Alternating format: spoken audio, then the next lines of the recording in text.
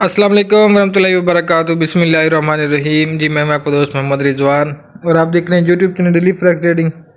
अच्छा, आज की बात करते हैं। सबसे पहले तो डेट देख लें बाबा जी, 17 नवंबर, ठीक है, 17/11/2023 है। और आज या फ्राइडे का दिन है, जुम्मतुल मुबारक का दिन है, वीकली क्लोजिंग है। सबसे पहले दुरूद शरीफ पढ़ लें, उसके बाद फिर हम टेक्निकली बात करते हैं।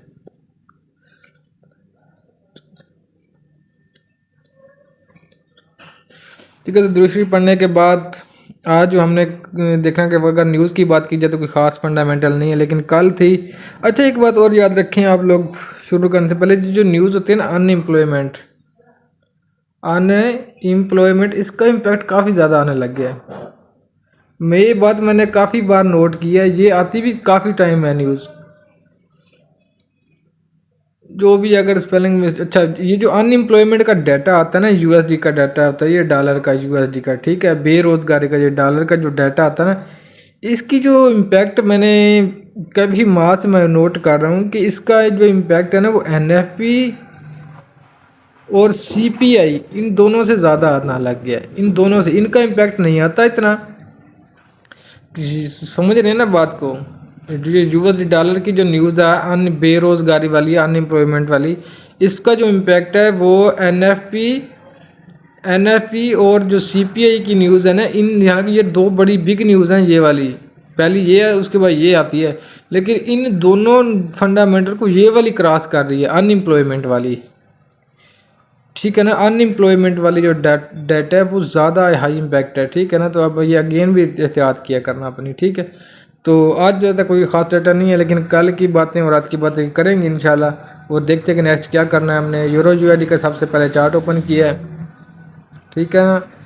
अच्छा, अब ये देखें, यहाँ पे मार्केट स्टेबल है। कल आप लोगों को कहा था कि ये देखें। अच्छा, आप एक बात और याद देखें, देखो यूरो यूएसडी पे तो कोई इम्पैक्ट नहीं आया जी, इसका डेली चार्ट है, उधर सेल ही रहा है कल का दिन। लेकिन गोल्ड क्यों बाय चला गया?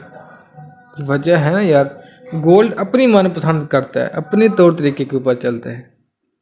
चलो अब गोल्ड के ऊपर, अब यूरो को देख लें, इधर ये स्टेबल है। मैंने कल भी कहा था, मैंने कहा तो कोई ट्रेड बन नहीं, ना बाय या ना सेल है।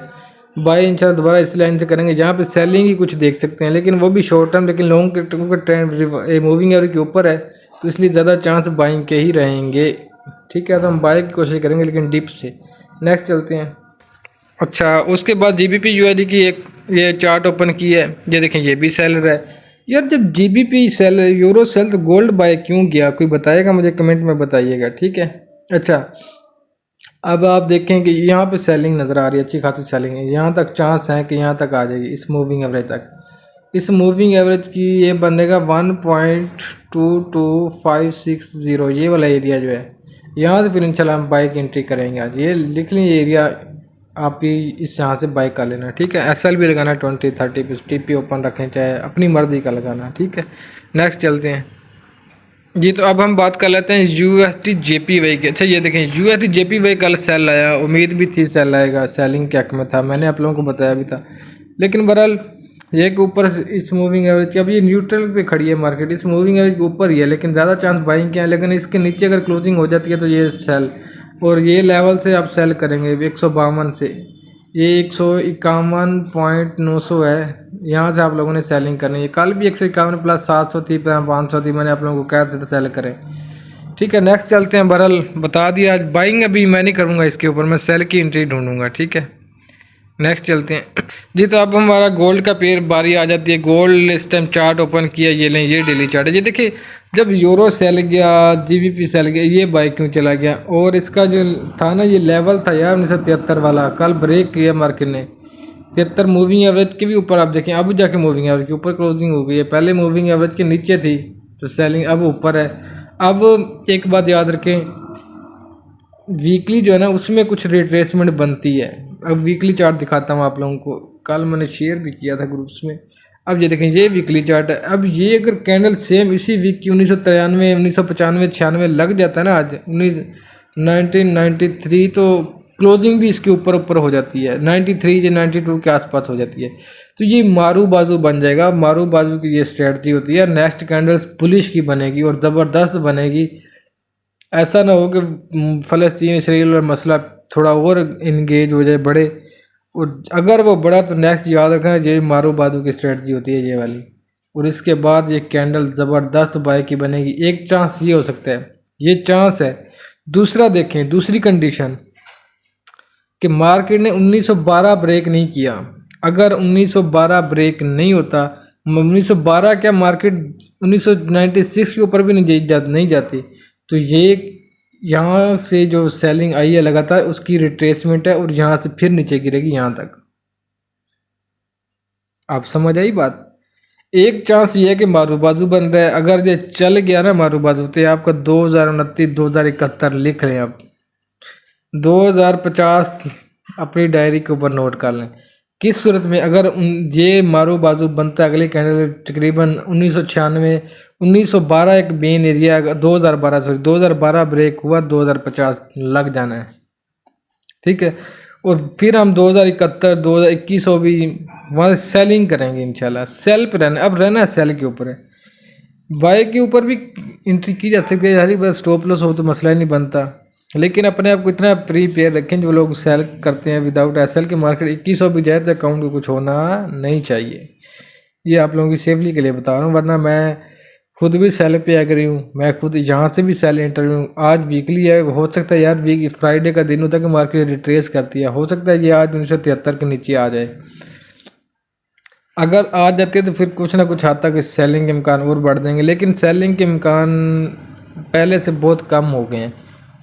वीकली भी बाय है, अगर आप डेली देखते हैं, आ जाए डेली के ऊपर आ जाए,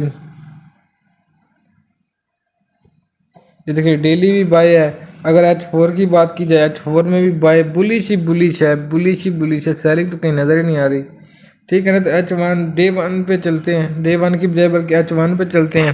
H1 में भी देखें बुलिश मोमेंटम है, ठीक है। तो अब आप लोगों ने करना ये है कि जी, तो अच्छा, अब गोल्ड का H1 में देखें, यहाँ पे अब मैं रेट देने लगा हूँ कि आप लोगों ने 85 86 यहाँ से सेल कर लेना है। 1986 से भी 84 84 के करीब करीब है ना, या यहीं से डायरेक्ट भी सेल करें ना, तो SL जो अपने लगाना है 1991 91 SL लगाना है आप लोगों ने, ताकि अगर यार ये 91 भी लगा सकते हैं और 1989 भी लगा सकते हैं, ठीक है। इनमें से कोई भी SL लगा सकते हैं, ज़्यादा बेहतर 1991 लगाएं ताकि और सेफ हो जाएं। छोटा लोड करना है और टीप इसको होल्ड करना है आप लोगों ने। अगर तो ये चल गया सेटअप तो 1932 TP रखेंगे, नहीं तो फिर SL हिट करा लेंगे चुप करके। TP 1932 लेके जाना है इसका, ठीक है।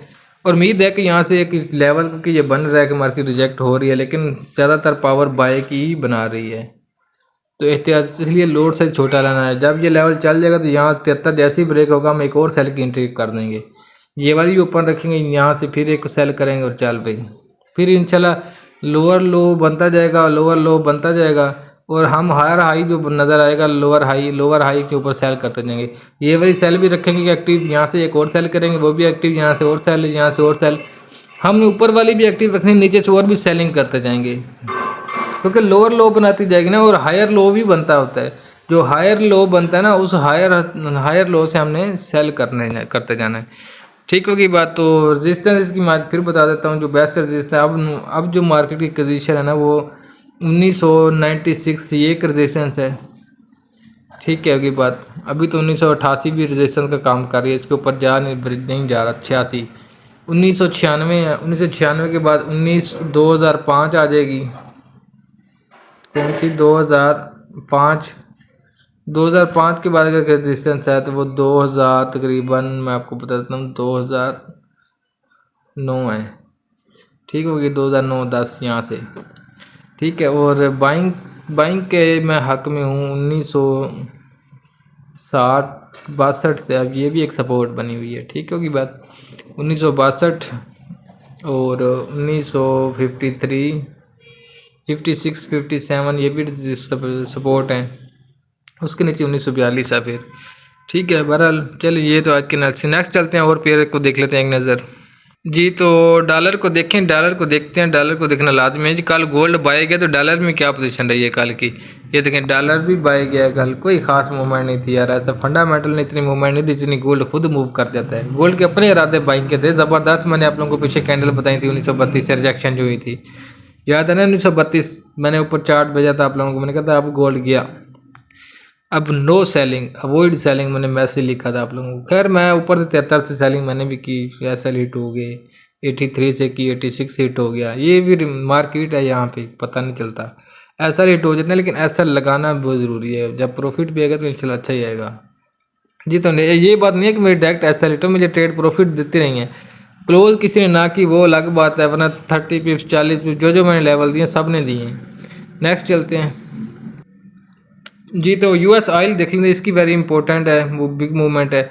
ये देखें जनाब, ये ऑयल है, इसने हमारे लेवल को मैं तो कल देखा नहीं, लेकिन मैं 79 से सेल दे के गया था, किसी ने की होती है तो 73 पे आ गई है मार्केट। इस टाइम ये लेवल से नीचे भी इसको बाइंग के लिए ना इम्पोर्टेंट है कि 73.300 से ऊपर क्लोजिंग दे दे। जैसे ही ऊपर क्लोजिंग हो जाती है इस लेवल तो बाय कर लेना, और 77 टीपी इंशाल्लाह आपका हिट कराएगी मार्केट। अगर H4 देखें इसमें, तो ये देखें ना, ये लेवल इसी लेवल के ऊपर क्लोजिंग हो जाए, ये वाला ये ब्लू ये लाइन है ना, इसके ऊपर क्लोजिंग हो जाए तो फिर इंशाल्लाह अच्छी खासी बाइंग निकलेगी यहाँ से, ठीक है। अदरवाइज फिर 68 है नीचे, फिर 68 का लेवल आप याद रखें, फिर वहाँ से बाइंग इंशाल्लाह। अभी ये सेलिंग में चल रहा है। नेक्स्ट चलते हैं जी। तो अब हमारा लास्ट पेयर है BTC, बिटकॉइन को देख लेते हैं एक नज़र। बिटकॉइन 36,200 पे चल रहा है, इसको चलने दें जहाँ पे चल रहा है, इसको कुछ नहीं करना। 35,000 पे आएगा जब 34,000 पे, उसके जब 32 वहाँ से इंशाल्लाह बाय करेंगे, या फिर ये 32,000 का जो लेवल है ना, आ नहीं रहा आपको गोल्ड वहाँ पे, सॉरी बिटकॉइन आएगा तो करेंगे, नहीं तो फिर बैठे हैं सुकून से, ठीक है। नेक्स्ट मिलते हैं, अपना बहुत ख्याल रखिएगा।